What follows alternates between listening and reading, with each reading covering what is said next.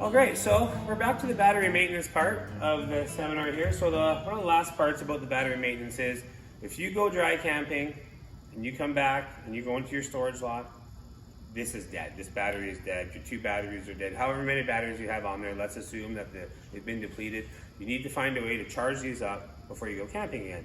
So you have a couple options. You can store it as is, and what a lot of people do is a day or 2 before they're going to go camping, they'll go to their storage lots, they'll pick up their units, they'll bring them to their houses.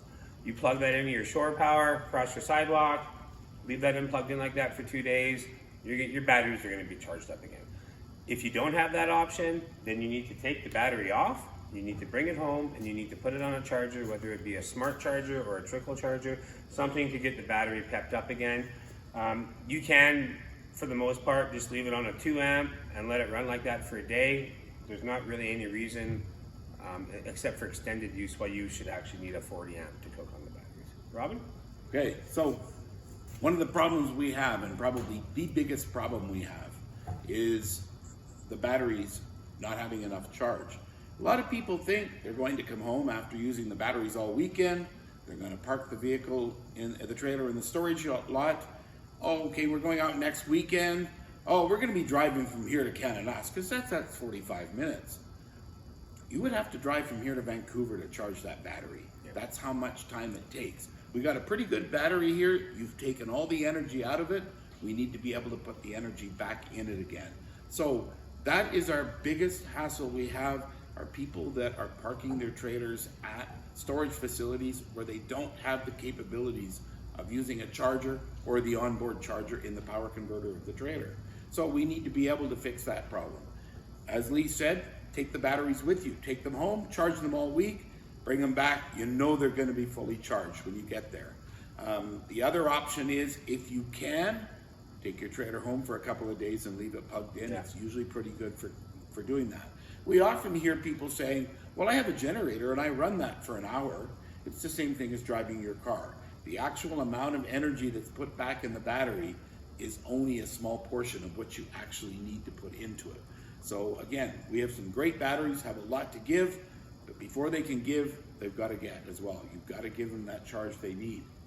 So we were going to talk a little bit about maintenance of batteries. First thing you need to know, batteries are not sealed like they are in your car. In your car, you don't need to check anything. Those batteries are good, they're done. You don't need to worry about them.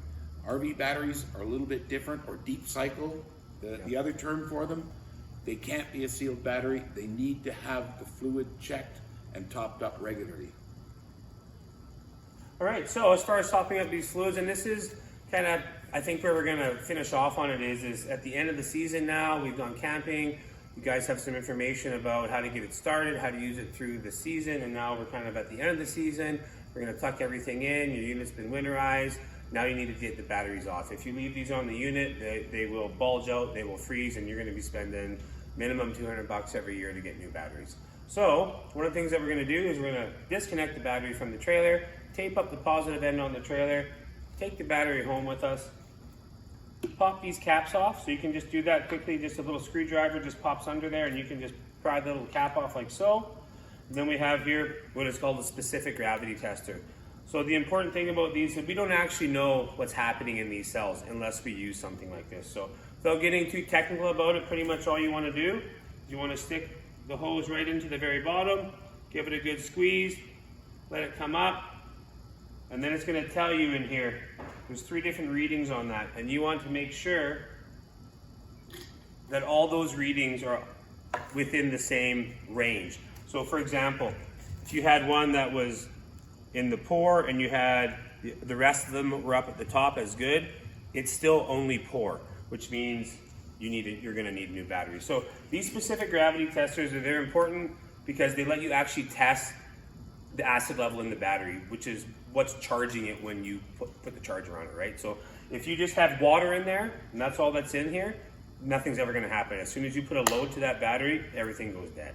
So end of the season, check your cell levels. Make sure that everything's coming up in the same category. So you want them from good to fair is ideally where you want to see it, and it's labeled on the specific tester for you. Then you can check all cells on both sides. They all have to be in the same cell. When you're done, you can put the cap on. Let's say that those cell levels were really low, the liquid level in there was low, then you just use distilled water. If you don't have any, you can just take some tap water, leave it on the counter for a couple hours, let it distill itself. So now you have your distilled water. I just have a large water bottle, put the lid on, poke a big hole in the top of it, and then you can just kind of use it as a squeeze bottle. Then you can top up these cells. This plastic piece goes down about that far. You want the water up pretty much to the bottom of that. So you want like that in all 6 cells. Everything's topped up for the winter. You can put your cap back on, good to go. Now let's say after the season, you have a bunch of corrosion and buildup around here from weathering and usage and all that.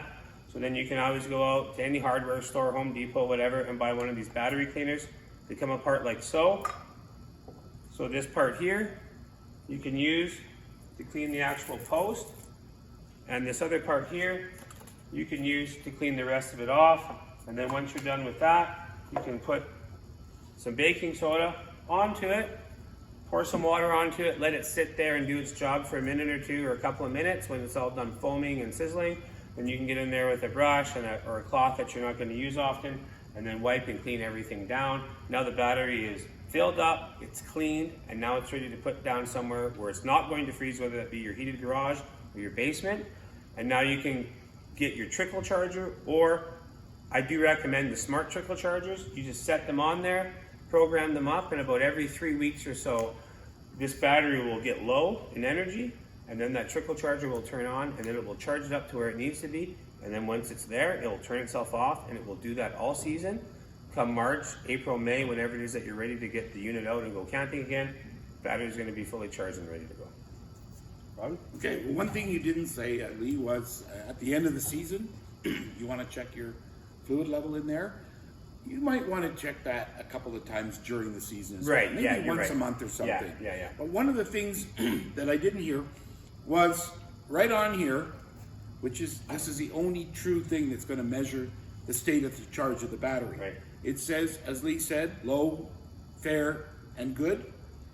You want to have it in the good if that battery is fully charged. Right. And if you check your fluid level and find out they're only in the fair, all you need to do is charge it more. It doesn't have enough charge. Good point. Easy way to tell. Yeah. These guys, any automotive store, $10 maybe, they're really inexpensive. They will tell you exactly. One of the things you got to be careful about though too is that is acid. Notice we're wearing our safety glasses. Not a bad idea. Put your safety glasses on. If it splashes, you sure don't want that going in your eye. The other thing you might want to do is put on a pair of rubber gloves when you're checking it. And as Lee said before, we want to use our baking soda, just ordinary baking soda. Will neutralize the acid. So if you get any on your fingers, just put some baking soda on it, rub it in, wash it off. Because if you happen to touch your clothing while you've got that, the next time you do your laundry, you'll see that you had a little bit of acid on your fingers. All my jeans. That's pretty much it. Make sure you keep your terminals clean. Baking soda works great for cleaning the terminals. Definitely. An old toothbrush, before you throw your toothbrush out when you're getting a new one, keep it. Throw a little bit of baking soda on, use your toothbrush on there to clean the battery posts. The more clean battery posts are, the less voltage loss you lose, and you get more out of your battery again. So we hope we answered some of the questions you might have had on batteries. If you've got any other questions, please don't hesitate to contact any of the Western RV service departments. You can respond by sending a message on Facebook or give us a call, whatever.